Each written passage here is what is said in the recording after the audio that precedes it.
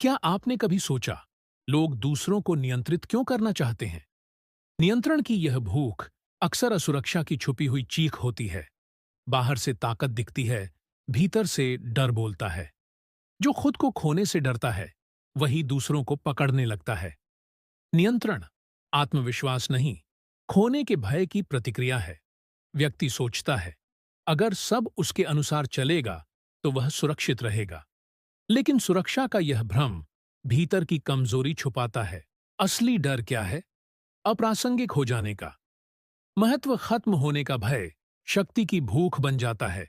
यहीं से नियंत्रण की कहानी शुरू होती है। जब व्यक्ति खुद को पर्याप्त महसूस नहीं करता, वह दूसरों को छोटा करता है। यह छोटा करना उसके अंदर की कमी को ढकने का प्रयास है। वह चाहता है हर निर्णय उसके हाथ में रहे, क्योंकि निर्णय छूटते ही पहचान हिलने लगती है। पहचान डगमगाए तो अस्तित्व पर सवाल उठता है, और यही सवाल उसे असहनीय लगता है। इसलिए वह नियम बनाता है, सीमाएं तय करता है। वह दूसरों की स्वतंत्रता को खतरा समझने लगता है। स्वतंत्र लोग नियंत्रित व्यक्ति को असुरक्षित करते हैं। उसे लगता है वह पीछे छूट जाएगा। यहां एक माइक्रो रिसेट समझिए। नियंत्रण हमेशा आक्रामक नहीं दिखता। कभी यह चिंता के रूप में सामने आता है, कभी सलाह के रूप में छुपा रहता है। शब्द नरम होते हैं, मंशा कठोर होती है।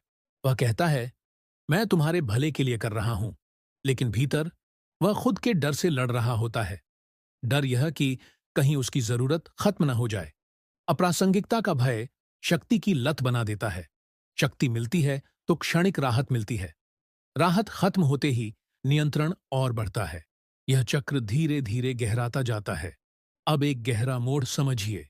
नियंत्रण की जड़ अक्सर बचपन की असुरक्षा होती है। जहां आवाज दबाई गई, वहां बाद में आवाज थोप दी जाती है। जिसने अनसुना होना झेला, वह सुनने नहीं देता। यह बदला नहीं, मन की सुरक्षा रणनीति है। व्यक्ति सोचता है, अब मैं कमजोर नहीं पड़ूंगा। लेकिन हर कठोर नियंत्रण भीतर की नाजुकता साबित करता है। जितना ज्यादा पकड़, उतना ज्यादा डर। नियंत्रण खोने का विचार ही उसे बेचैन करता है। बेचैनी छुपाने के लिए वह कठोरता दिखाता है। कठोरता सम्मान नहीं, दूरी पैदा करती है। दूरी बढ़ती है तो उसका भय और गहराता है। फिर वह और नियंत्रण चाहता है। क्या आप यह पैटर्न पहचान रहे हैं? नियंत्रण और डर एक ही सिक्के के दो पहलू हैं।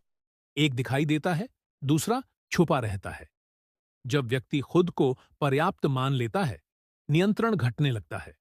लेकिन पर्याप्त महसूस करना आसान नहीं होता, क्योंकि समाज तुलना से पहचान बनाता है। तुलना कमी का एहसास बढ़ाती है। कमी का एहसास शक्ति की चाह बढ़ाता है, और शक्ति की चाह दूसरों पर नियंत्रण ढूंढती है। यहां फिर एक माइक्रो रीसेट जरूरी है। हर नियंत्रित व्यक्ति अत्याचारी नहीं होता। कई बार वह सिर्फ डरा हुआ इंसान होता है, जिसे लगता है अगर उसने छोड़ा तो सब बिखर जाएगा। यह सोच जिम्मेदारी नहीं, भय का विस्तार है।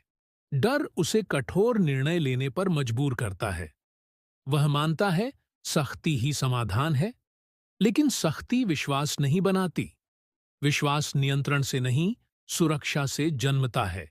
और सुरक्षा भीतर से आती है, बाहर से नहीं। अब अंतिम गहरा मोड़ समझिए। नियंत्रण की असली जड़ स्वयं की अप्रासंगिकता का डर है। उसे लगता है अगर वह केंद्र में नहीं रहा तो मिट जाएगा। इसलिए वह हर वार्तालाप, हर निर्णय नियंत्रित करता है। वह केंद्र बने रहने के लिए संघर्ष करता है। पर केंद्र मजबूरी से नहीं बनता, वह स्वीकृति से बनता है। जिसे खुद पर भरोसा है, उसे पकड़ने की जरूरत नहीं। वह छोड़ सकता है, फिर भी जुड़ा रहता है। जबकि नियंत्रित करने वाला पकड़कर भी अकेला रह जाता है। नियंत्रण रिश्तों को सुरक्षित नहीं करता, वह उन्हें धीरे धीरे कमजोर करता है। जब लोग डर से साथ रहते हैं, सम्मान खत्म हो जाता है, और बिना सम्मान शक्ति खोखली हो जाती है। खोखली शक्ति को लगातार साबित करना पड़ता है। यही लगातार साबित करना थकान बन जाता है।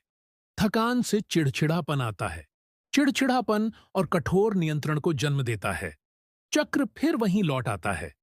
क्या समाधान नियंत्रण बढ़ाना है, या अपने डर को पहचानना है? जब व्यक्ति अपने भय को स्वीकारता है, शक्ति संतुलित होती है। उसे समझ आता है, महत्व थोपने से नहीं मिलता, महत्व कमाने से आता है, और कमाने के लिए विश्वास जरूरी है। इसलिए याद रखिए, नियंत्रण अक्सर छुपी असुरक्षा की भाषा है। 90% लोग ये फैक्ट्स नहीं जानते। सच जानना है? Subscribe now.